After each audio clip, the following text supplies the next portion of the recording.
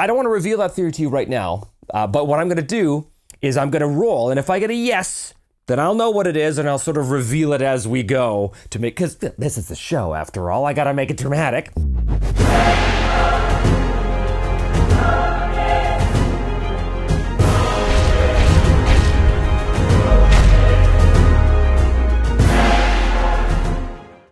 Welcome back once again to Me, Myself, and Die. I am, as always, your intrepid GM, host, and player, Trevor Devall. Thanks so much for watching, and as always, if you enjoy the show, please do hit like and subscribe. We are on episode 21 of The Adventures of Simon of Argoston and Company, and when last we left, they had made their way down, or were about to make their way down, to the abandoned docks in the southwestern part of the city of Kyton, because they had discovered that there was a fellow who worked in the soup kitchens who was a fellow beggar by the name of Thornton, who was a large, hulking, long-haired man who really enjoyed listening to people's stories of misery, how they became beggars in the first place, things like this. Very, very odd. But they did discover that he could be found down in a riverboat whose name was, we will go to our GM's miscellany urban dressing here, the Leaky Barrel. The Leaky Barrel is a destroyed riverboat on the docks area. Now, as I said, this area is utterly deserted. There's nobody around. It's completely dilapidated. It's filled with ruined boathouses. There's the remains of old ships and boats kind of like piled up against the moorings. Just after nightfall, our team comes down and are sort of walking along the docks here when they see the remains of the Leaky Barrel here. Our chaos factor is 6, which means we need to know if our scene is interrupted or altered in any way. 8. So no, it is not. So they make their way to the docks as planned. I said at the very beginning of this little mystery thing that I don't want to know anything about Thornton until Simon does. But we are now at a point where I must find out something. Now, I do have a theory. I have a theory about what Thornton is, who Thornton is, the reasons for doing what he does, the whole bit. I don't want to reveal that theory to you right now, but what I'm going to do is I'm going to roll, and if I get a yes, then I'll know what it is, and I'll sort of reveal it as we go to make, because this is the show after all. I got to make it dramatic. Is my theory about Thornton, is it correct? I mean, if I wanted to, I could say, oh yes, it has to be. It's a sure thing. I'm not going to do that though. I'm going to say it's very likely. Chaos factor 6, very likely. Is my theory about Thornton correct? 31, yes it is. So stay tuned to find out what that is.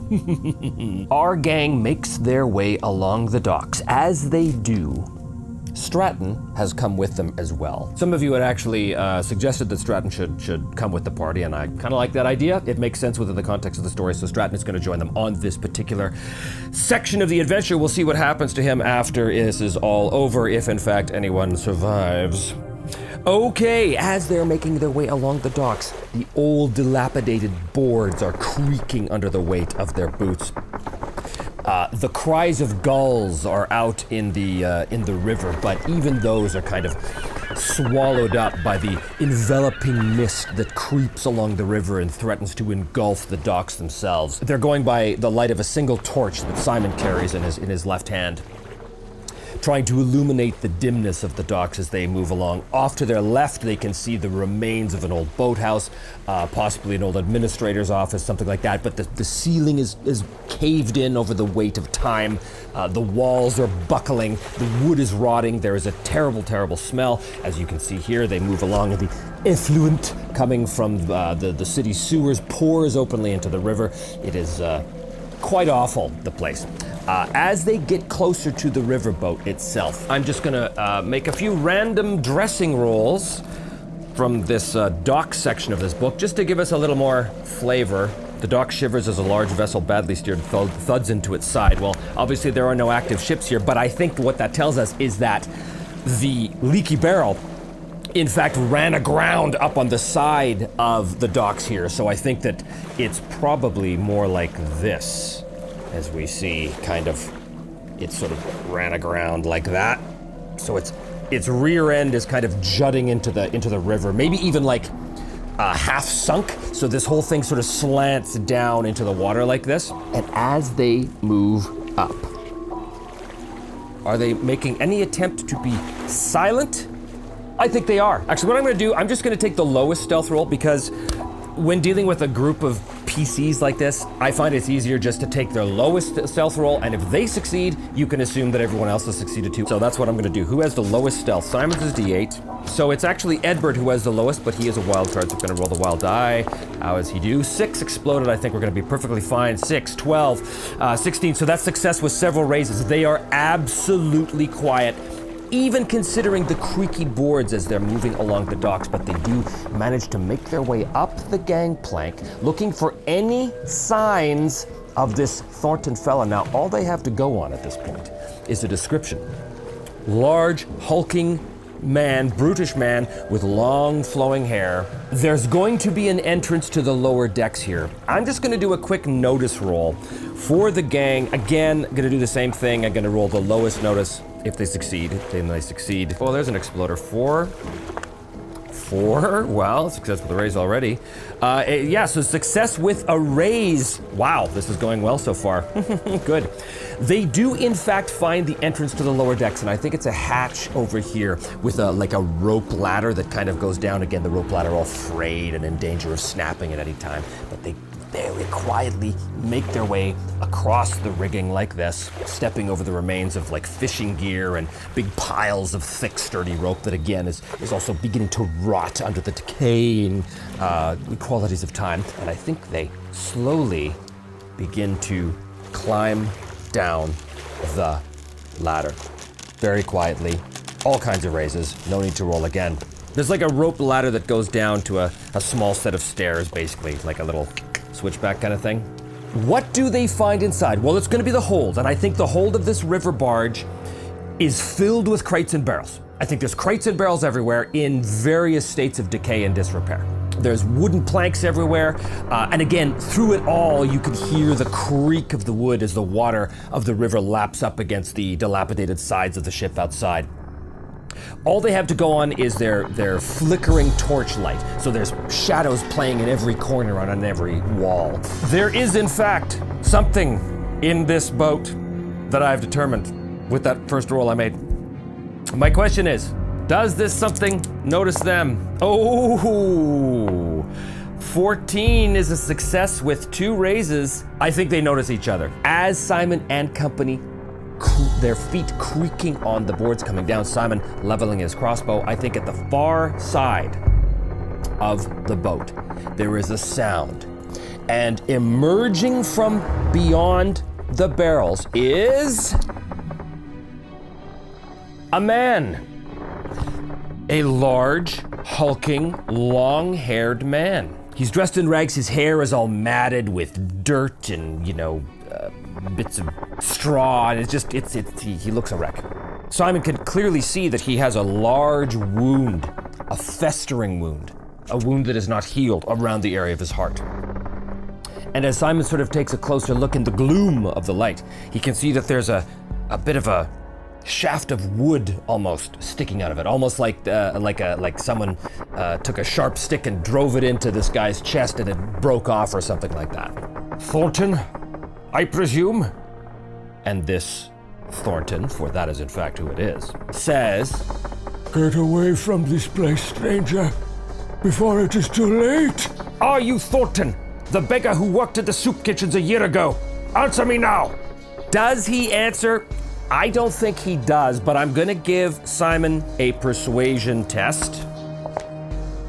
4. I'm gonna make this an opposed check. Oh, 4. Tie, nothing done.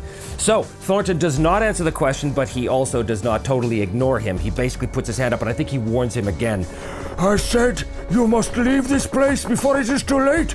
You know not what you tangle with."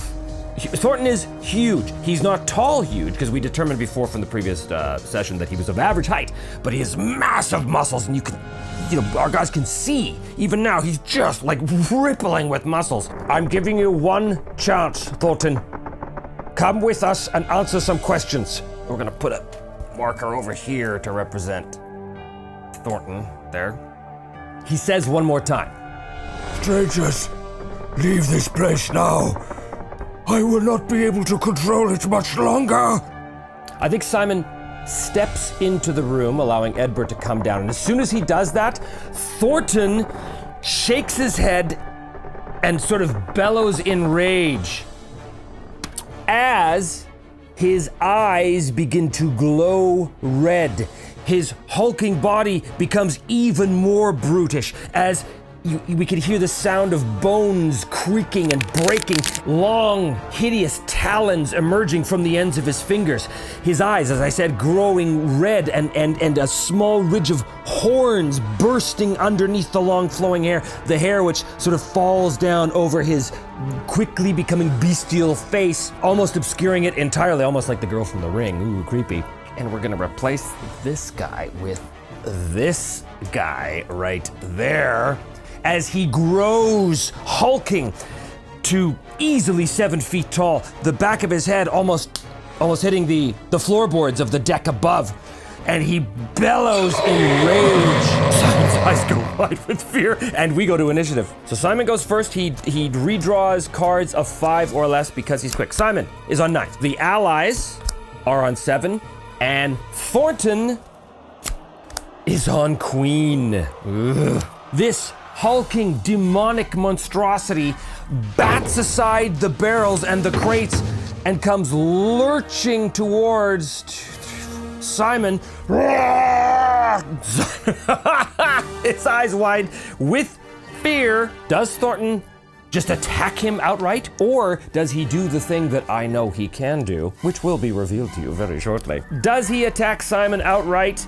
In this case, he's just transformed.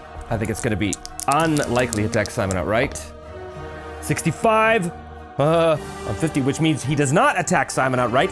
He comes right up to Simon like he's about to attack. His glowing red eyes sort of focus and narrow on Simon, and he says to Simon in this hideous, wavering, almost otherworldly voice, "Give to me your misfortune." And Simon feels his will to live being immediately drained from him as this thing begins to sap his spirit. This is an opposed spirit roll. Thornton is a wild card. His spirit is D10. This is the target number that Simon has to beat. Oh, lucky 3. Simon's spirit is a D6. He does! So he does not have his spirit drained from him. His will to live is intact. But he shakes, and that brings us to him. He cannot fire the crossbow because he's into hand-to-hand range with Thornton. He is going to get the hell out of dodge. He is going to do a withdraw action and take the defend, which increases his parry by 2. He's going to withdraw all the way back here behind these crates. Now, this thing has a D12 fighting. It gets a free attack with a 7. Simon's parry is 7, which means he'll be hit.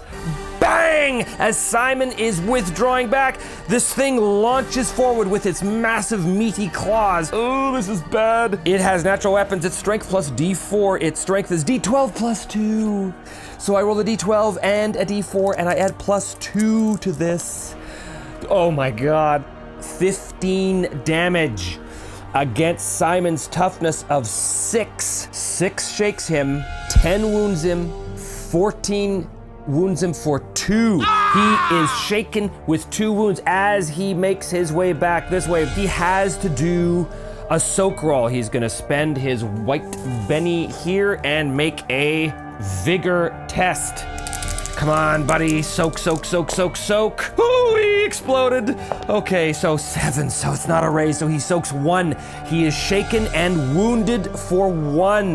That was Simon. The allies, well, Arn fires a blast. He fires his bow.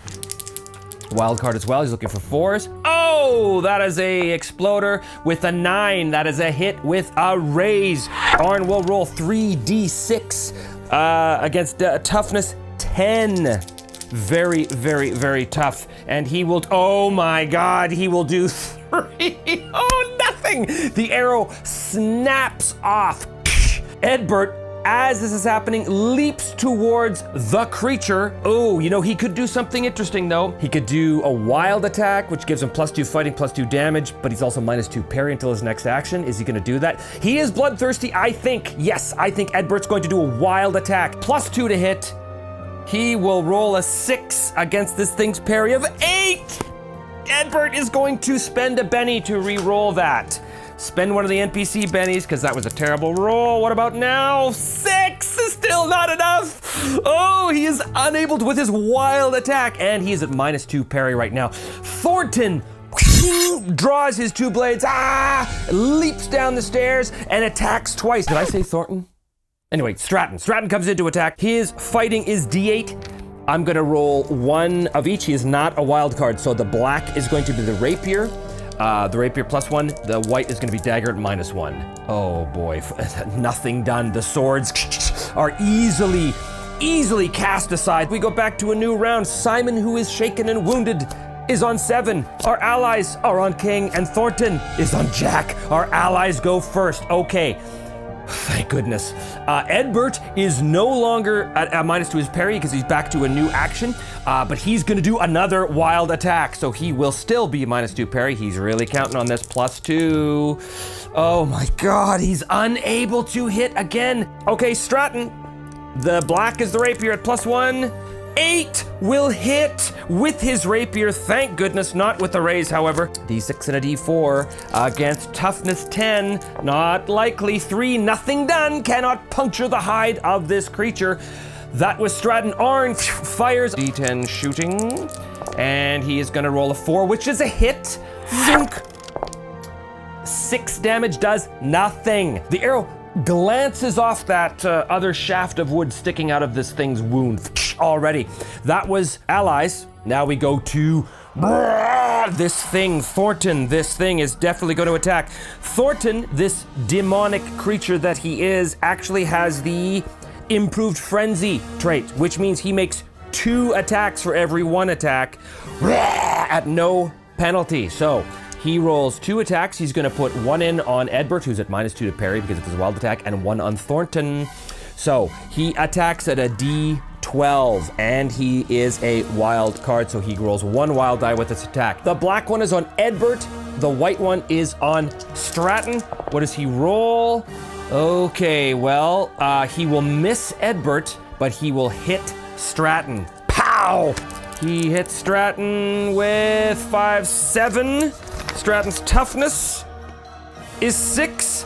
Stratton is only shaken by that blow. Whew. Bang!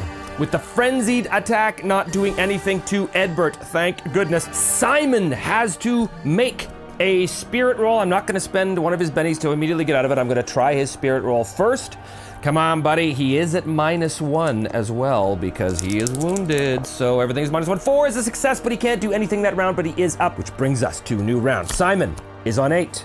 Allies are on 5. Patty is on... Oh my God, this is terrible. The black D12 is on Edbert, who is at -2 parry. And the white is on Stratton. 7 will hit Edbert because Edbert's parry is only 5 right now. And 8 will also hit Stratton, whose parry is 8. Okay, Edbert gets hit for... Oh boy. Come on, roll low. 9. 11 on toughness. 9 is going to shake Edbert. And the damage to Stratton. Oh God, 14 on Stratton. He's already shaken, he's an extra, he doesn't suffer wounds, he is incapacitated, not necessarily dead, but he is bang! His body goes slammed up against the walls of the ship and collapses into unconsciousness, we hope. Because Edward is shaken, it moves with its free movement up to Arn. We go down to Simon. Here's the thing. Simon has already seen this thing sticking out of the thing's chest, this bit of wood.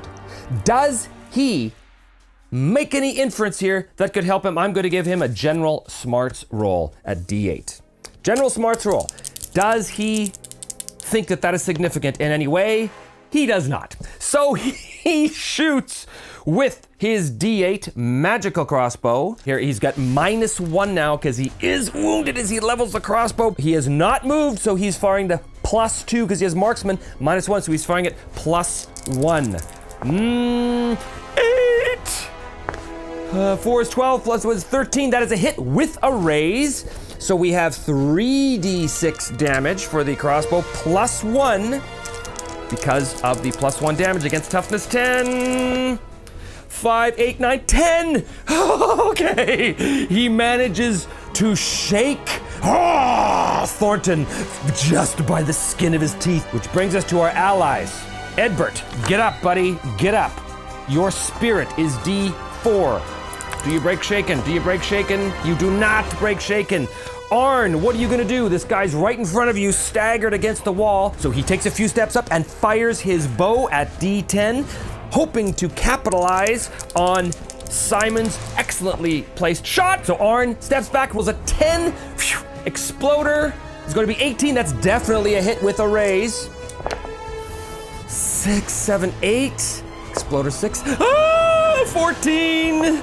14, 19 versus toughness 10. He's already shaken. 14 is a raise. 18 is a raise. He's already shaken, so he suffers 2 wounds. However, Thornton has bennies. He has 2 bennies. He's going to spend 1 to soak those 2 wounds. Thornton's going to roll a vigor of D12 and a D6 is a wild card to soak the 2 wounds. Oh my God.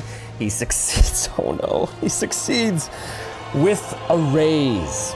If he soaks all the wounds from an attack, he removes his shaken condition 2, even from a previous source. Soaked and back on his feet. Oh, terrible. He's not wounded and he's not shaken, but it cost him a bendy to do that. That was Arn, which brings us to a new round. Oh boy, oh boy. Stratton is down. Edbert is still shaken. Simon is wounded. This thing, Thornton, is fine. Simon goes on 8. Allies on 9. Thornton on the Joker! Oh my God, oh my God. Thornton does everything at +2. Thornton, he doesn't really have to leap up the stairs. He just moves forward and attacks Arn with a frenzied attack, which means he attacks twice with 2d12s. He's on the Joker at +2. He also gets his wild die, and oh my God, the wild and the fighting explode. So 16. Okay, so the first attack hits him with a raise. The second attack is a normal hit. Brutal. Toughness is 6. Oh boy, and he's +2 to everything he does. That's 17 damage. 6 shakes him, 10 wounds him. 14 is 2 wounds. He's taken 2 wounds from that source and he's shaken. And the second attack, oh my God, +2 as well because of the Joker. 15. 10 is a 3rd wound. 14 is a 4th wound. Arn is incapacitated. Make an immediate vigor roll for Arn. 5 is a success. We roll on the injury table. The injury goes away when all wounds are healed. What is the injury he suffers? The leg. He gains the lame hindrance until he is healed. But now it comes down to allies. Edbert, get up, man. Get up. Roll your spirit. Get up, Edbert. Yes, 6 + 7 is not a raise, but he does break his shake, which brings us to Simon. Simon. Oh my God, this is bad news. Stratton is down, Arn is down. Edbert is staggering from the massive blow he's taken. Simon, I'm gonna give him another smarts roll because I'm gonna give him a break here. 6, yes, success. He notices that this thing is sticking out of the creature's chest is the only visible wound on it whatsoever. He thinks maybe if I target that, it'll somehow help. So he is going to do that. It is a -4 to hit this. So he is rolling at -5 because of his wound penalty. He reloads, fires. He's got to explode. He's got to explode. 6. Okay. 6 + 5 is 11. -4 is 7, which is not a hit with a raise. But it is a hit. The bolt flies through the air and buries itself deep into the exact spot where this thing had taken its only wound from some source before. As the arrow blasts into it, the thing's eyes go wide with fear. Gonna make a damage roll now. +1 for the crossbow, +4 for the called shot, and there is special things that happen with the called shot too, as I've already decided from that very first roll I made. This is important. 10! 10 plus 5.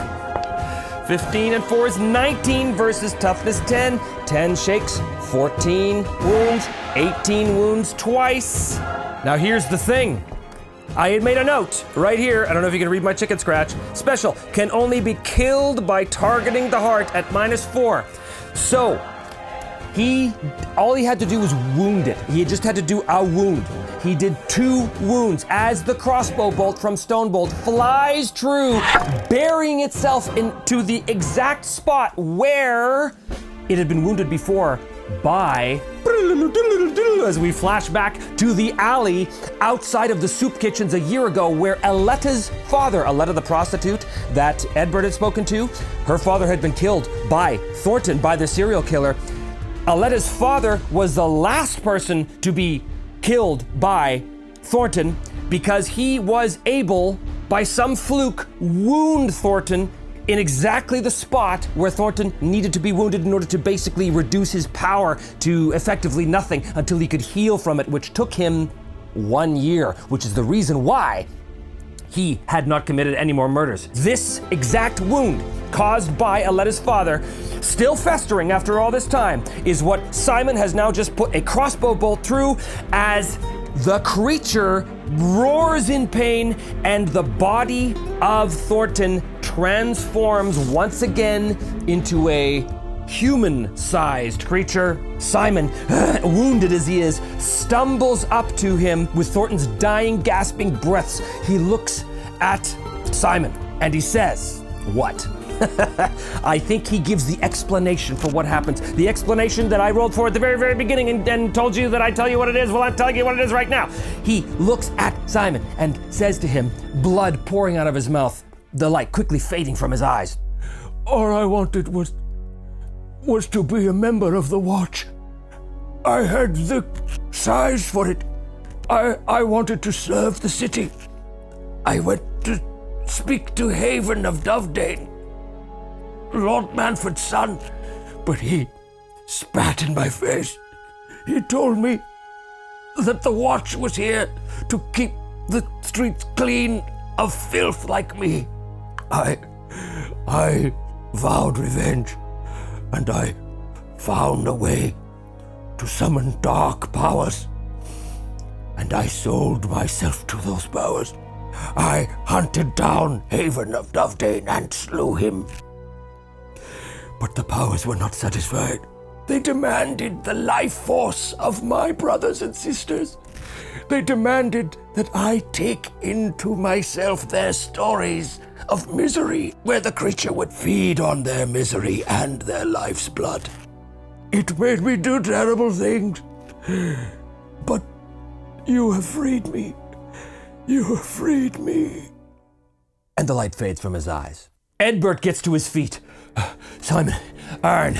And Simon turns and sees Arn slumped, his leg twisted at an unnatural angle, lying there barely conscious. Also, he sees Stratton lying there.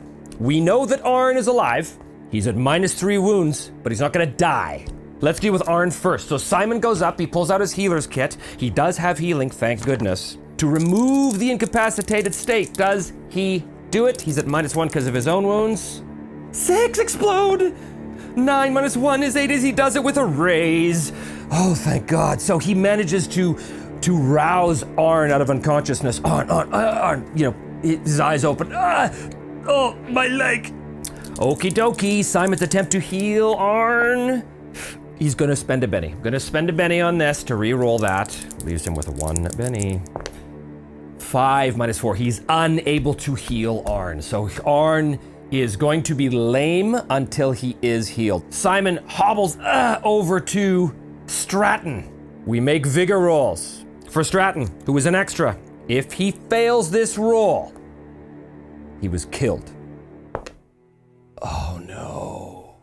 Simon goes up to Stratton, and as he goes to sort of rouse him, Stratton's neck falls at an unnatural angle, clearly broken. Stratton is dead. Arn says, "We should at least search this place, Simon." They begin to search the area. Arn is too screwed up to search. He's just lying, clutching his leg in pain. But Edbert and Simon search the boat. Does he find anything?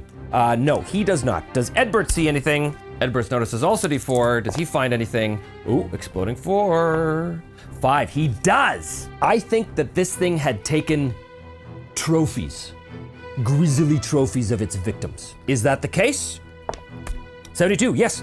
So it did take trophies, and that is what Edbert finds. Here's a question. Did the thing keep any trophies of Haven of Dovedane, Manfred's son? I think it's also very likely it did. 54, yes.